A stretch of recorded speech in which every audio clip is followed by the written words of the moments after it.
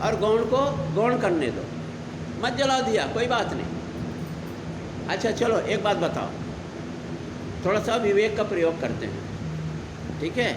आप सो के उठते हो, है ना, सो के उठते हो, आप सब शौचालय जाते हो, फिर उसके बाद नहाते हो, साबुन से नहाते हो, सब चीज़ करते हो, ठीक है। उसके बाद में क्या आपके शरीर में मल है कि नहीं है, मूत्र है कि नहीं है ना। और यदि बीच में आपको पेशाब लगा तो आप जाओगे कि नहीं जाओगे? तो शरीर पवित्र हुआ का पवित्र हुआ, सोच आपका है।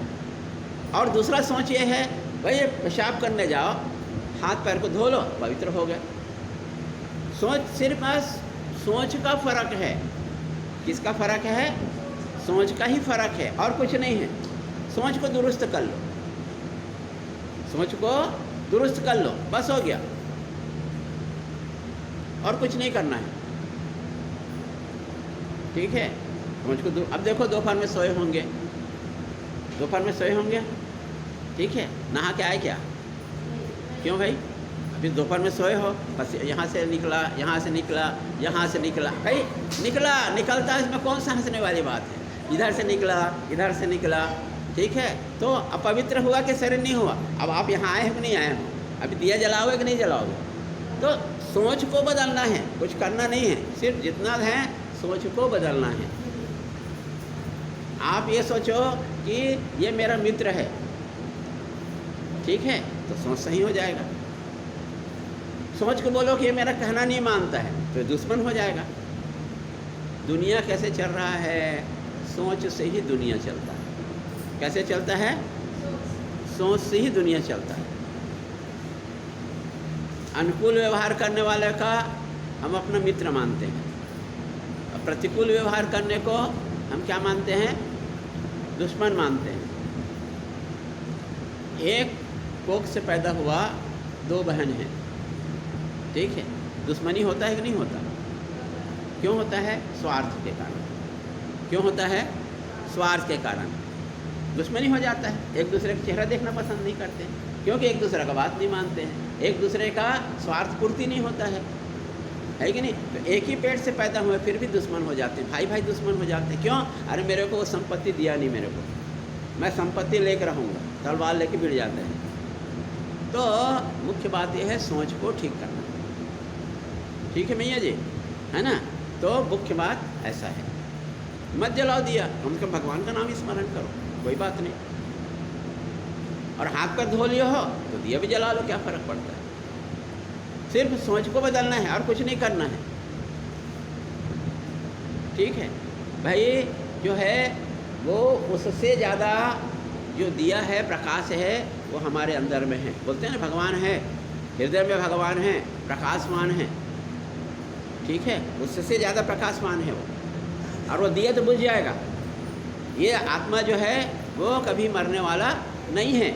आपने पढ़ा, गीता में पढ़ा, नैनम छिंदन्ति सहस्राणि नैनम दहति पावका, है ना।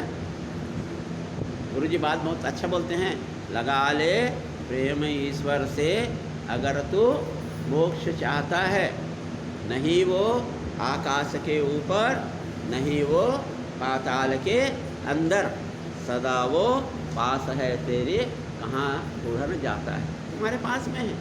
हम सोचते हैं कि बाहर में, हम सोचते फ़ोटो में है, और वो चीज़ तो हमारे अंदर में है, और हम ही हैं। आखिरी में क्या है? हम ही हैं, जो हमारे अंदर में है तो हम ही हैं। क्योंकि हमारा शास्त्र का आखिरी निचोड़ तो यह है, अहम ब्रह्मास्मि। क्या बोलते हैं? अहम ब्रह्मास्मि, मैं ब्रह्म हूँ, शास्त्र का। अब हमारा मल के कारण से, अज्ञानता के कारण से हमको समझ में नहीं आ रहा है, कैसे हो सकता है, मैं ब्रह्म कैसे हो सकता हूँ? तो ये अज्ञानता है। ये इसी अज्ञानता को दूर करने के लिए ज्ञान का बात बोलते हैं। तो ज्ञान का हल्का फुल्का चर्चा किए थे हम लोग। क्या होना चाहिए? ज्ञान में चार होता है। क्या होता है? कल एक दो दिन पहले चर्चा किए थे ना, क्या? विवेक, वैराग्य, षड संपत्ति और मुमुक्षु। ये जिसके पास में है वही ज्ञान योग का अधिकारी है, वरना तो आप भक्ति करो आराम से, कोई इसमें पात्रता का नहीं है कि नहीं। विवेक किसको बोलते हैं? नित्य और अनित्य, उसमें भेद करना। जैसे हंस होता है, वो क्या करता है? जो दूध में पानी मिला होगा तो दूध को पी जाता है, पानी को छोड़ देता है। वैसे ही आपका विवेक है कि नित्य क्या है, अनित्य क्या है। तो नित्य है जो परमात्मा ही, आत्मा ही नित्य है। बाकी जितने आँख से दिखने वाले हैं, जो भी पदार्थ है, जो भी सुख है, वो सब अनित्य है। ये विवेक है, इसको बोलते हैं, है कि नहीं। वैराग्य किसको बोलते हैं? जो भी आपको सुख देने वाला पदार्थ है, क्या बोलते हैं? जो भी सुख देने वाला पदार्थ है ना, उसको त्यागना है। तो ये तो बड़ा मुश्किल बात हो जाएगा। पति से सुख मिलता है, पति को त्यागना है। घर से सुख मिलता है तो घर को त्यागना है। बच्चे से सुख मिलता है तो बच्चे को त्यागना है। ये मुद्दा है, ठीक है। पर सामान्य तौर पर ऐसा संभव नहीं होता है। संभव होता है क्या? नहीं होता है। हम मोह में, हम ममता में हम डूबे हुए हैं, तो संभव नहीं होता है। इसका त्याग नहीं सकते तो हम ब्रह्म का दर्शन भी नहीं कर पाएंगे। भाई देखो, बिना त्याग किए हम भगवान को प्राप्त नहीं कर सकते, ठीक है। भगवान को प्राप्त नहीं कर सकते। तो पहला त्याग मैं बार बार बोलता हूँ, क्या करना चाहिए? हाँ, निद्रा का त्याग करना है। पति का त्याग करने की ज़रूरत नहीं है, पुत्र का त्याग करने की ज़रूरत नहीं है, घर को छोड़ने की ज़रूरत नहीं है। पर पहला ज़रूरत है आपका निद्रा का त्याग करना। त्याग मतलब पूरा त्याग नहीं करना, आंशिक करो, ठीक है। तो स्वामी ये भी बात बोलते हैं, गुरु जी शिवानंद जी बोलते हैं 4 बजे सो के उठना। तो पहले निद्रा में त्याग करो, आहार में त्याग करो। आहार मतलब भूखा नहीं रहना है, मतलब जो नहीं खाने वाला चीज़ है उसको नहीं खाओ, जो खाने वाला चीज़ है उसको खाओ। हाँ, अब निद्रा में भी नहीं, अब निद्रा में भी त्याग करना है। आहार में त्याग कर दिए, बहुत अच्छी बात है, पर निद्रा में त्याग करना है ना। अब कैसे भी कड़की आ जाए, 100 रुपये में 10 रुपया डब्बे में डाल दो। दान, जिसको दान बोलते हैं, क्या बोलते हैं? जिसको दान बोलते हैं, ठीक है। मानते हैं कि आपको 350 रुपये का ज़रूरत है और 300 रुपया आप कमाए हों, तो भी इस ईमानदारी ये है कि हमको 30 रुपया डब्बा में डालना है।